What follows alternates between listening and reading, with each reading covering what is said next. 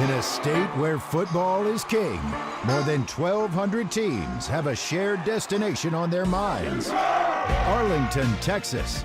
Here, champions will be crowned. And we're live from beautiful AT&T Stadium in Arlington, Texas. Welcome into the Dave Campbell's broadcast booth. I am Carter Yates. That is Texas high school football insider Matt Stepp, and we just got through with the Class 4A Division II state championship with Carthage getting their 11th win under Scott Surratt, 49-21 against West Orange Stark. But Matt Stepp, it wasn't that close. I mean, Scott Surratt got a Gatorade bath with 4 minutes left. It was 49-0. They were throwing screen passes back to Jet Surratt, bounce passes, then going to Junior Henderson deep. What'd you see in this game from Carthage? It's a tradition unlike any other, a Carthage route in a state championship game. Scott Surratt's 11-0 in state championship games as a head coach now. Unbelievable mark there, but also the crazier stat, 10 of those 11 wins have been by 2 scores or more. Just complete domination. When Carthage gets to AT&T Stadium, they're unbeatable. They were unbeatable today. West Orange Starks had a great year, but they didn't have much of a chance against Carthage tonight. They were just the best team, pound for pound, maybe in the state of Texas other than Gordon. And I think one of the most impressive stats for Carthage and Scott Surratt specifically is he has more state championship wins, 11, than he has playoff losses, 8 in his career. And this one really wasn't in doubt from the jump when KJ Edwards rips off an 87-yard touchdown on the game's first play from scrimmage. What did you see from Carthage's offense, getting to see some of Texas high school football stars for the last time, like KJ Edwards, the offensive MVP, with 12 carries for 153 yards, 2 scores, and Jet Surratt, too, with 232 yards passing and 3 touchdowns. A lot of efficiency from the Carthage offense. Surratt had a great game, 20 of 28. Very efficient throwing the ball, making good decisions, spreading the ball around. Junior Henderson had a long touchdown. I thought Bryson Price had a great game, the junior wide receiver for Carthage. He even got Carson Crawford, the star linebacker who's committed to sign with Colorado, caught a touchdown pass as well.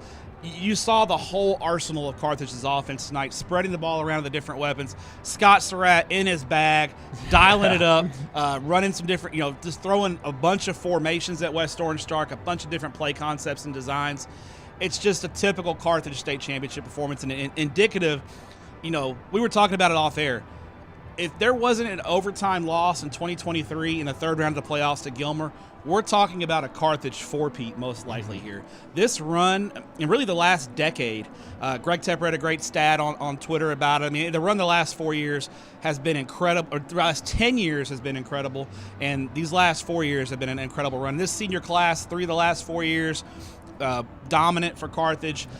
It's kind of a great way for those guys to go out and going out on top with a dominant win. Yeah, that senior class finishes on a 32-game win streak after that loss in overtime to Gilmer, and I believe that stat from Tepper was that Scott Surratt is the only Texas high school football coach ever with 11 state championships. No other head coach has even been to 11 state championships, so just complete and utter domination. We would be remiss if we didn't talk about that Carthage defense, though, and defensive MVP Tylen Williams, because on West Orange Stark's first drive, they go 11 plays, 61 yards, and then go for it in the red zone on 4th down because they just know, hey, field goals are not going to win this game against Carthage. Carthage bows up, and then West Orange Stark didn't get to 100 yards of total offense until the first play of the 4th quarter. Just what did you see from Carthage's defense? I thought the defensive line, they were real young coming into the season. Those guys have come into their own late. Obviously, the key of the defense is the 2 linebackers, Carson Crawford and Quee Beck, the Texas A&M commit, just wreaking havoc across the board. But Tylen Williams, 11 tackles, a block punt return for a touchdown, had a great game as well. This Carthage secondary had to tackle well tonight, and they did a great job tackling. And then the defensive line, I thought when West Orange did try to throw the ball, it didn't typically go well. Carthage was after the West Orange Stark quarterback, Dugas, from the jump. And now for West Orange Stark, didn't go their way tonight on the field, but Hiawatha Hickman had an amazing season this year in his 4th year as head coach. Remember, guys, when he started out, his first 2 seasons were 5-6. Those were the first 2 back-to-back losing seasons in program history. And since then, 9-3, now in the state championship game. And Matt Stepp, you kind of said to me off air, we could be expecting something similar for them next year. Yeah, this West Orange Stark team across the board is pretty young. They don't graduate a whole lot of their key players. They'll have to replace a few pieces, but for the most part, this is a sophomore and junior heavy lineup. I would not be surprised to see West Orange Stark in the top 5 when the magazine comes out in June. I think this team is going to have a lot of hopes for the 409 next year, and it wouldn't be a shock if West Orange was right back here next year. Hiawatha Hickman and the West Orange Stark Mustangs have a lot to be proud about, and they have a lot to be excited about for 2026. And just make sure y'all remember at home, you heard that here first from Matt Stepp. So that'll do it for our recap of Carthage taking down West Orange Stark 49-21. When we come back from the break, we'll be talking about Frisco Lone Star and Smithson Valley facing off in the 5A D1 state championship. Stay tuned. In a state where football is king, more than 1,200 teams have one thing on their minds. The routes may differ, but the destination is shared. Arlington, Texas, the cathedral of Texas high school football. Here, champions will be crowned.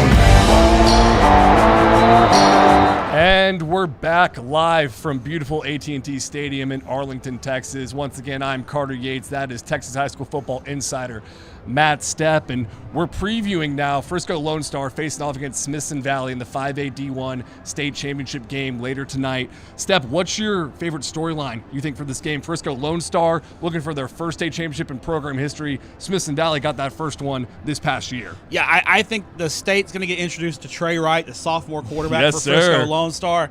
You know, I don't throw this term around lightly, but I haven't seen anyone like Kyler Murray since Kyler Murray graduated.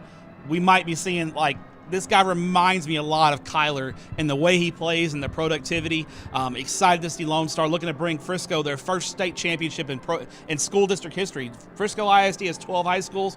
Obviously, most of them are fairly new, but never have they won a state championship, so they could make history tonight.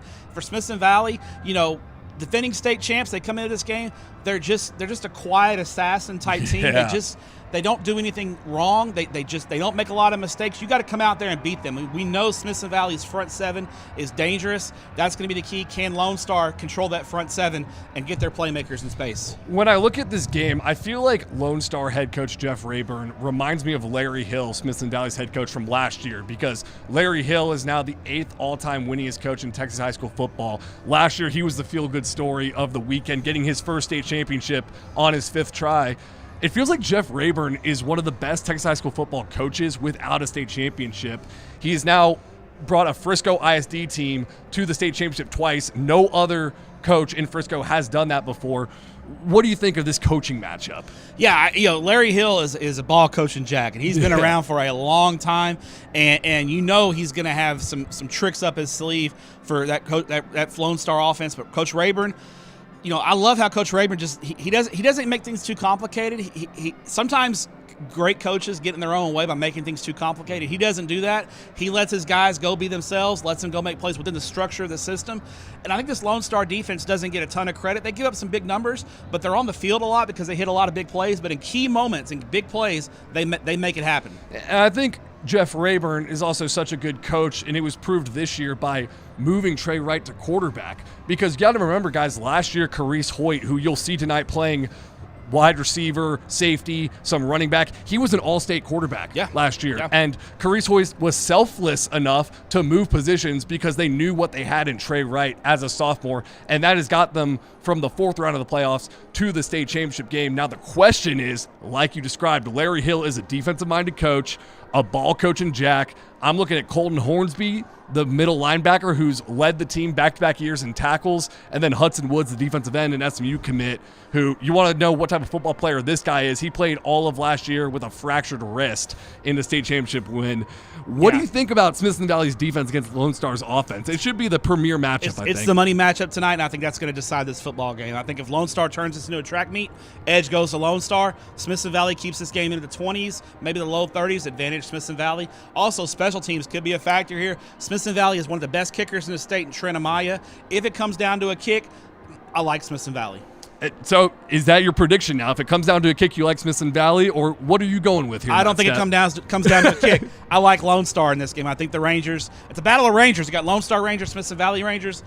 I like Lone Star in this one. I think Trey Wright in that offense got a little bit too much firepower. And we will see coming up here at 7 o'clock at AT&T Stadium, Frisco Lone Star taking on Smithson Valley. It should be a good one, folks. Make sure to come on in and stay a while for that one. For Carter Yates, that's Matt Stepp, Texas High School Football Insider, signing off for Dave Campbell's Texas Football.